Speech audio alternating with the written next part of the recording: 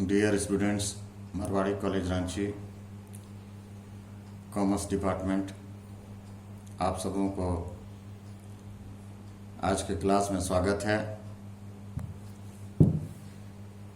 BST में business study के अंतर्गत आज हम लोग पढ़ेंगे नया चैप्टर मूल्य निर्धारण एवं भौतिक वितरण, प्राइसिंग एंड फिजिकल डिस्ट्रीब्यूशन। किसी वस्तु या सेवा के बदले में जो धन उपभोक्ताओं के द्वारा दिया जाता है, उस दिए गए धन को ही मूल्य कहा जाता है या वही मूल्य कहलाता है। अर्थात किसी वस्तु या सेवा के बदले में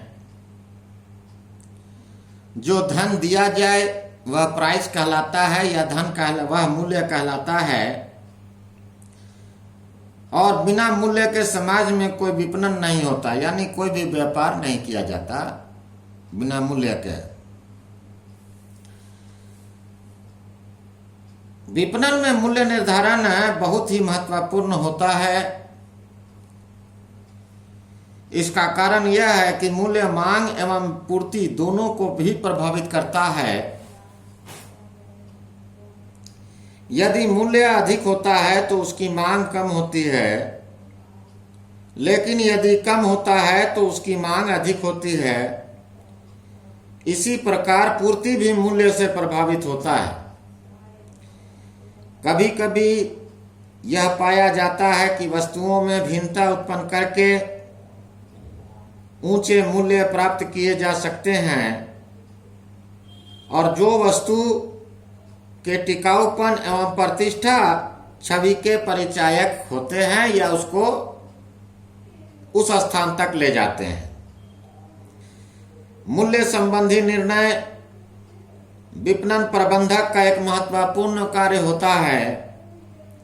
अतः एक विपणन प्रबंधक को मूल्य संबंधी निर्णय लेते समय उन सभी पक्षों का ज्ञान होना चाहिए कि जो वस्तु से संबंधित होते हैं, जिससे कि मूल्य समय अनुकूल एवं सैद्धांतिक दृष्टि से उचित आधारों पर निश्चित किए जा सकें।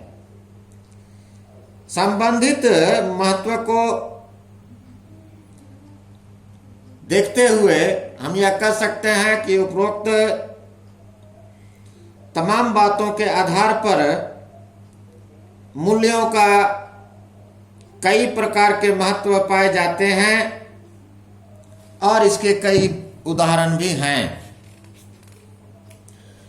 मूल्य का जो ये होता है, वस्तु का मूल्य उस संस्था के विपणन कार्यक्रम को प्रभावित करता है। यह एक बहुत बड़ा महत्व है मूल्य का। दूसरा है, मूल्य संस्था की प्रतियोगी स्थिति एवं बाजार अंश को भी प्रभावित करता है। वस्तु का मूल्य उसकी मजदूरी, किस्म, किराया, ब्याज एवं लाभ को प्रभावित करता है। वस्तु का संवर्धन एवं विज्ञापन भी मूल्य पर ही निर्भर होता है। और प्रत्येक देश में मूल्यों पर प्रतिबंध लगाने के लिए कुछ कानून होते हैं, जिनसे संस्थाओं की मूल्य नीतियां एवं रणनीतियां प्रभावित होती हैं। तो उपरोक्त बातों के अनुसार या उपरोक्त बातों को देखते हुए इसके कई प्रकार के ऑब्जेक्ट्स हैं और इसको प्रभावित करने वाले कई प्रकार के घटक पाए जाते हैं, जिसे factor effective price of A production या प्रोडक्ट सर्विस के नाम से जानते हैं। मूल्यों को नियोजित करते समय कोई भी जो एक अच्छी संस्था होती है कुछ घटकों पर अवश्य विचार करती है जिनको हम मूल्य नीति संबंधी विचार कहते हैं, और मूल्य संबंधी निर्णयों को प्रभावित करने वाले घटक भी निम्नलिखित होते हैं, जैसे वस्तु की मांग का होना यानी डिमांड ऑफ द प्रोडक्ट। दूसरा है वस्तु की विशेषताएं या वस्तुओं की विशेषताओं का होना यानी प्रोडक्ट कैरेक्टरिस्टिक्स। उसके बाद वस्तु का लागत का होना यानी कॉस्ट ऑफ द प्रोडक्ट। ग्राहकों की विशेषताएं यानी कस्टमर कैरेक्टरिस्टिक्स का होना। व्यापारिक परंपराएं यानी ट्रेडिशंस। वस्तु के वितरण मार्ग का किया जाना यानी distribution channels of the product. और प्रतियोगिता यानी कंपटीटर। निर्माता के उद्देश्य यानी ऑब्जेक्टिव्स ऑफ द मैन्युफैक्चरर और देश की आर्थिक एवं राजनीतिक वातावरण का पैदा किया जाना या उसको संभालना। Economic and political environment of the country. तो ये सारी बातें जो हैं, ये तमाम बातें देश के आर्थिक एवं राजनीतिक वातावरण को जो प्रभावित करते हैं उस पर विशेष ध्यान देना। ये इसके साथ ही जो उद्देश्य हैं या जो घटक हैं, उन घटकों में एक और बात शामिल है जिसे हम कहते हैं सरकारी नियंत्रण का होना या सरकार के द्वारा नियंत्रण किया जाना, गवर्नमेंट कंट्रोल। तो आप देख रहे हैं बच्चों कि ये तमाम बातें हमने जो आपको बताई, ये तमाम पॉइंट जो थे, ये पॉइंट्स आपको मैं बता रहा हूँ जो मूल्य के प्रभावित करने वाले घटक हैं, और इसके उद्देश्यों को भी मैंने अभी आपको बताने का काम किया है, और इसके जो महत्व हैं, इम्पोर्टेंस ऑफ द प्राइस, ये भी हमने आपको अभी बताया।